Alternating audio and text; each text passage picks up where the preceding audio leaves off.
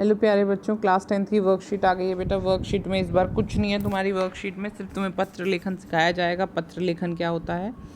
पत्र लिखते समय पत्र में सहज, सरल, सामान्य बोलचाल की भाषा का प्रयोग करना चाहिए, जिससे पत्र को प्राप्त करने वाला पत्र में व्यक्त भावों को अच्छी तरह से समझ सके। यानी कि ज़्यादा शुद्ध हिंदी और कलिष्ठ हिंदी का प्रयोग नहीं करना चाहिए। पत्र लेखन के माध्यम से हम अपने भावों और विचारों को व्यक्त कर सकते हैं। पत्रों के माध्यम से एक व्यक्ति अपनी बातों को लिखकर दूसरों तक पहुंचा सकता है।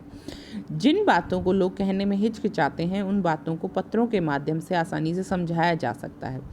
पत्र लेखन दो तरीके का होता है बेटा, समझिए। एक होता है औपचारिक पत्र। औपचारिक मतलब फॉर्मल जहाँ पर फॉर्मेलिटी होती है, स्कूल में फॉर्मेलिटी, कहीं ऑफिस में फॉर्मेलिटी है, वहाँ पर औपचारिक पत्र लिखे जाते हैं। औपचारिक पत्र उन्हें लिखा जाता है जिनसे आपका कोई निजी संबंध ना हो। व्यवसाय से संबंधित प्रधानाचार्य को लिखे गए प्रार्थना पत्र, आवेदन पत्र, कहीं आपने अप्लाई किया है, सरकारी विभाग में लिखे गए पत्र, कहीं सरकारी डिपार्टमेंट में आपका बिजली का मीटर या पानी वाले को लिखा है पत्र संपादक के नाम पत्र, आपने किसी अखबार में कुछ छपवाना है उसके लिए लिखा है, आदि औपचारिक पत्र कहलाते हैं। औपचारिक पत्रों की भाषा सहज और शिष्टतापूर्ण होती है। आराम से शिष्टतापूर्ण तरीके से सेवा में ऐसे करके लिखा जाता है। इन पत्रों में केवल काम और अपनी समस्या के बारे में बात की जाती है।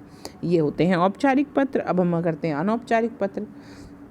अनौपचारिक पत्र उन लोगों को लिखते हैं जिनसे हमारा व्यक्तिगत संबंध होता है। अनौपचारिक पत्र अपने परिवार के लोगों को भी लिख सकते हैं, माता पिता, भाई बहन, सगे संबंधी, मित्र, कोई रिश्तेदार, सबसे पूछ सकते हैं। निमंत्रण देना हो, किसी को शादी का निमंत्रण देना है, सूचना देनी है कुछ, तो उस बारे में आप लिख सकते हैं पत्र। इन पत्रों को भाषा के प्रयोग में थोड़ी ढील दी जा सकती है। इन पत्रों में शब्दों की संख्या असीमित हो सकती है, क्योंकि इन पत्रों में इधर उधर की बातों का भी समावेश होता है। जो आप चाहें पत्र में लिख सकते हैं, क्योंकि आप अपने भाई, चाचा, मामा सबको लिख रहे हैं, तो आप किसी को कुछ भी लिख सकते हैं। देखिए, अब जो ज़माना हम लोग जी रहे हैं, जिस एज में हम लोग रह रहे हैं, हम लोगों को नहीं पता चिट्ठी का क्या अर्थ होता था। हमें याद है चिट्ठी, बेटा चिट्ठी के माध्यम से हम लोग राखी भी भेजते थे, कि राखी भेजनी हो तो चिट्ठी लिखी जाती थी। कई बार दिवाली पर ग्रीटिंग्स भेजते थे उस ज़माने में लोग, कि ग्रीटिंग्स भेजने हैं किसी को, या रक्षाबंधन पे कुछ भेजना है, तो हम लोग चिट्ठियों का प्रयोग करते थे उस ज़माने में। अब मोबाइल आ गया है, मेल आ गई है, 1 सेकंड में आप मैसेज भेजते हो, 1 सेकंड में मेरे पास पहुंच गया, तो आप 1 सेकंड में पढ़ लेते हैं और उसको 1 सेकंड में रिप्लाई कर देते हैं। फ़ोटो भेज सकते हैं, बहुत चीज़ें भेज सकते हैं। पहले जो इकलौता माध्यम था कम्युनिकेशन का, वो क्या था? सिर्फ पत्र था। तो इसलिए पत्र लेखन आपको आना चाहिए। और आज भी बहुत जगह सरकारी दफ्तरों में और कई जगह आपको पत्र लिखना पड़ता है, इसलिए हम पत्र लेखन बहुत अच्छी तरह सीखेंगे।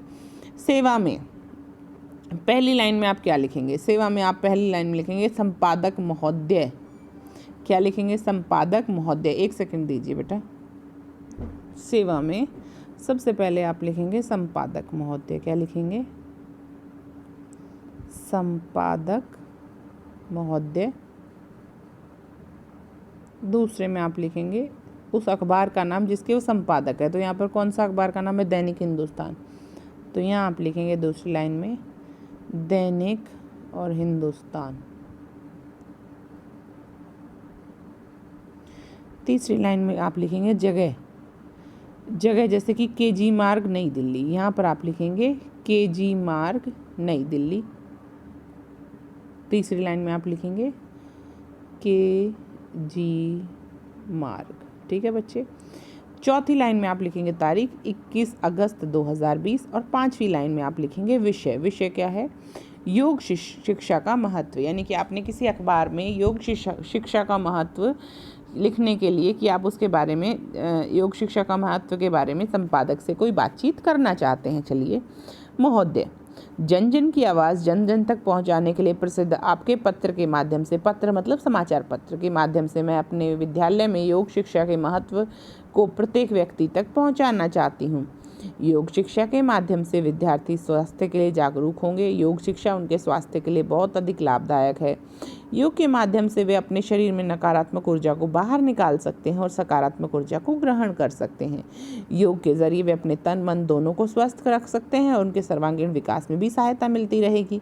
अतः आपसे विनम्र निवेदन है कि आप अपने समाचार पत्र के माध्यम से पाठकों को योग के प्रति जागरूक करें और लोगों का योग शिक्षा को ग्रहण करने के लिए आग्रह करें। यहाँ पर लिखेंगे भवदिया। भवदिया में लिखेंगे आप अपना नाम। आप क्या लिखेंगे? अपना नाम और अपना पता। ठीक है, अपना नाम, अपना पता और मोबाइल नंबर। यहाँ लिखेंगे नाम,